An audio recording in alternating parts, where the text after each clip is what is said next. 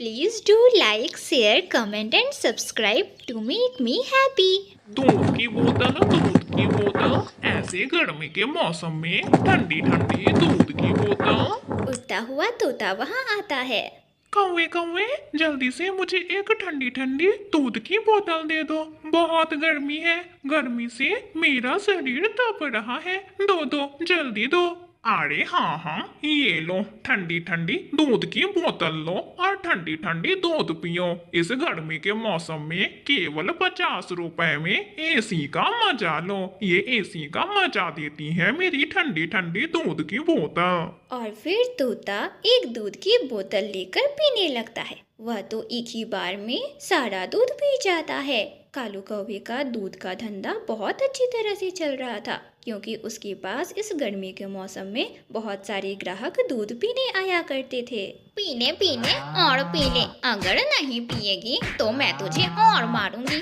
P ले, जल्दी P ले। इस तरह गोरी कौवी मार मार कर अपनी गाय को पानी पिला रही थी। अरे पी ले कलमुही, पी ले। अगर नहीं पीना तो तेरी पिटाई मैं और करूंगी और दूंगी तुझे पानी पीने, जल्दी पी ले। कालू कौवा भी दूध बेचकर वापस आ जाता है।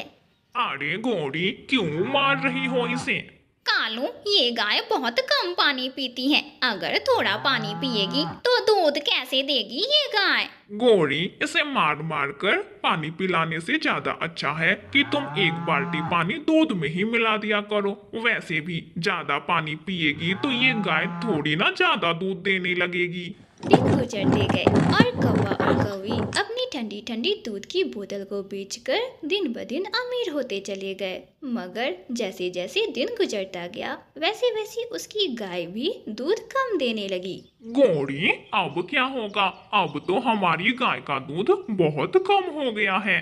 कालू, मैं भी बहुत चिंतित हूँ। मुझे तो अभी अपने लिए एक सोने का हार भी लेना है। और फिर तभी ही उनके दरवाजे पर किसी की दस्तक होती है।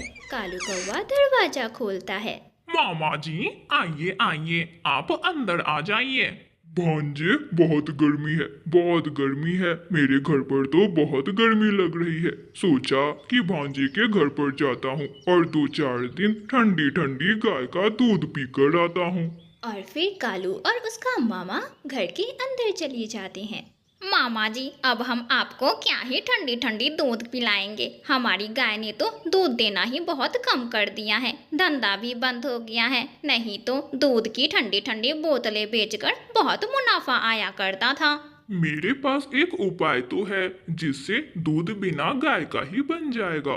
मामा जी, जल्दी बताइए, क्या उपाय है? केमिकल वाला दूध। मुझे पता है कि केमिकल वाला दूध कैसे बनाते हैं। तो फिर नेक काम में देरी कैसी? मामा जी, आप ना कल ही केमिकल वाला दूध बनाकर हमें दे दे और कालू कल से ही अपना धंधा शुरू कर देगा। और फिर अगले ही दिन कालू का मामा अपने घर से केमिकल ले आता है और एक बाल्टी पानी में उस केमिकल वाले दूध को मिलाकर उसमें सफेद पाउडर मिलाकर एक बाल्टी दूध तैयार कर लेता है।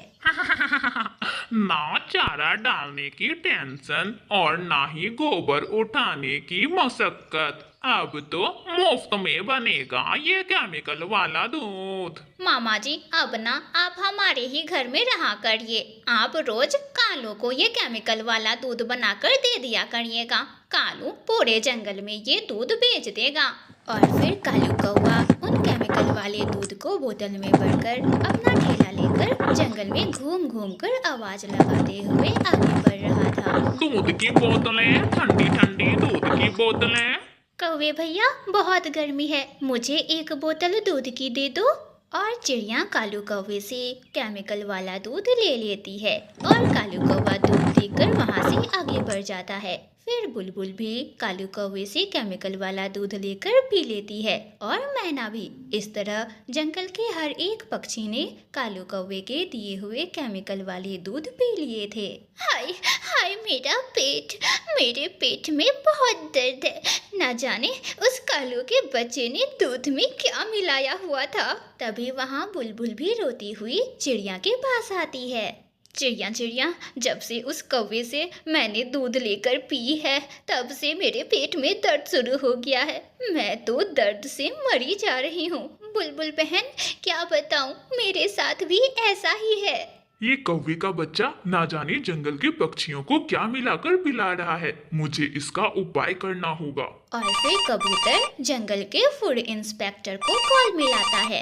इंस्पेक्टर इंस्पेक्टर, हमारे जंगल में एक कौवे की दूध वाली बोतल पीकर जंगल के सभी पक्षियों को पेट में दर्द शुरू हो रहा है। अच्छा, ये बात है, रुको, वो कौवा जरूर पकड़ा जाएगा। और फिर फूड इंस्पेक्टर आकर कौवे का दूध चेक करती है। मेरी मेरी अपनी गाय है, ये बहुत अच्छी क्वालिटी की दूध है। ये केमिकल वाला दूध पिलाकर तुम जंगल के पक्षियों को बीमार कर रहे हो कौवे, अब तो तुम्हें जेल की हवा खानी पड़ेगी। और फिर वहाँ पुलिस आ जाती है। पुलिस जी, मेरे मामा जी को पकड़िए, उन्होंने ही बनाई है ये केमिकल वाली दूध। और फिर पुलिस कालू कौवे के घर जाती है। यही है मेरा मामा जो केमिकल वाला दूध बनाता है। पुलिस पुलिस, अरे मेरा क्या कसूर है? इस कौवी को पकड़ो जो मुझसे गलत काम करवाती है। अरे अरे बुढ़े मामे, शर्म करो, मैंने कब कहा तुम्हें ऐसा। मगर पुलिस तो किसी की एक नहीं सुनती और वह तीनों को कैद खाने में डाल देती है। तीनों बुरे कौवों को उनके बुरे किए की सजा मिल जाती है। गोरी कौवी अपनी गंदी चोंच से नदी से पानी पिया करती। उसकी गंदी चोंच पूरे नदी के पानी को भी गंदा कर दिया करती। जंगल के सभी पक्षी गोरी को बार बार समझाया करते कि वह अपनी चोंच साफ कर पानी को पिया करे, मगर वह थी कि कहाँ किसी की सुनने वाली थी। तभी वहाँ कबूतर आता है और गोरी को गंदी चोंच से पानी पीता हुआ देखकर उससे कहता है, रुको रुको गोरी, नदी से पानी पीने से पहले अपनी चोंच तो साफ कर लो। देखो कितनी गंदी लग रही है तुम्हारी चोंच। क्या तेरे बाप की है ये नदी जो मैं अपनी चोंच साफ करके पीऊं? बड़ा आया भाषण देने वाला, अपना चेहरा देखा है कितना गंदा है, नहीं धोकर पी रही मैं पानी। चल देखती हूँ मैं क्या करता है तू, कैसे रोकता है मुझे।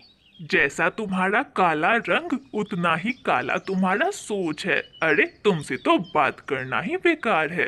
और इतना कहकर कबूतर वहाँ से चला जाता है। शाम में गोरी कौवी अपने पति कालू कौवे से कहती है, वो मोटा गंदी आँखों वाला कबूतर तो हर समय मेरे पीछे ही पड़ा रहता है।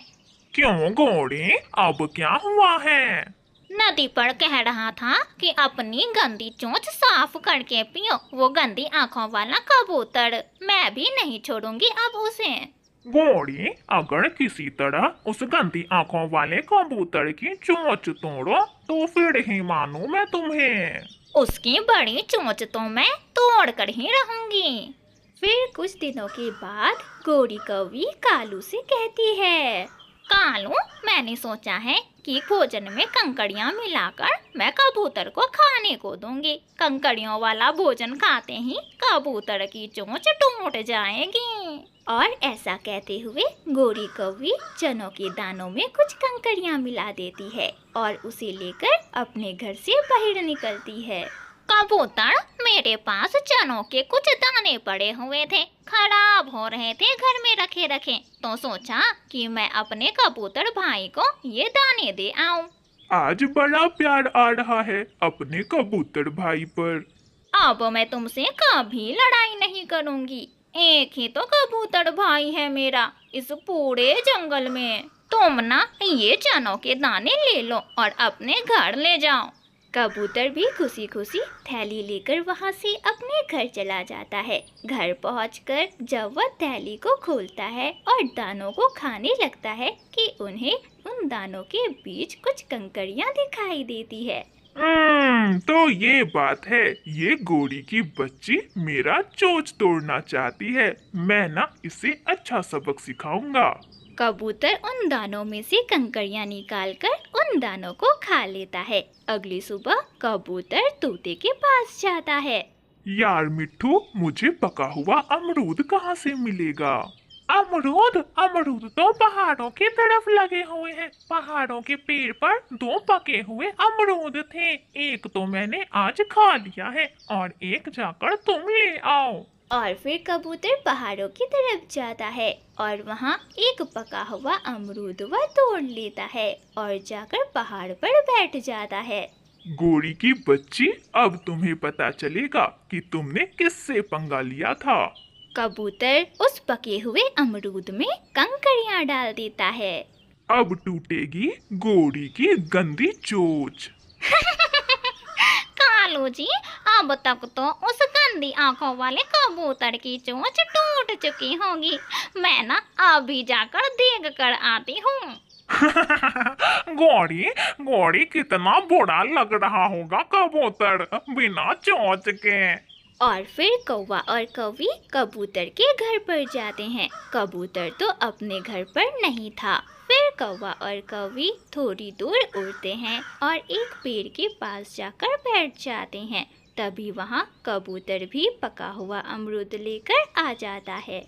उड़ता हुआ कबूतर कौवा और कौवी को पेड़ के नीचे बैठा हुआ देख लेता है और वह आहिस्ता से उड़ते हुए उसी पेड़ पर जाकर बैठ जाता है जिस पेड़ के नीचे गोरी कौवी और कालू कौवा बैठे हुए थे।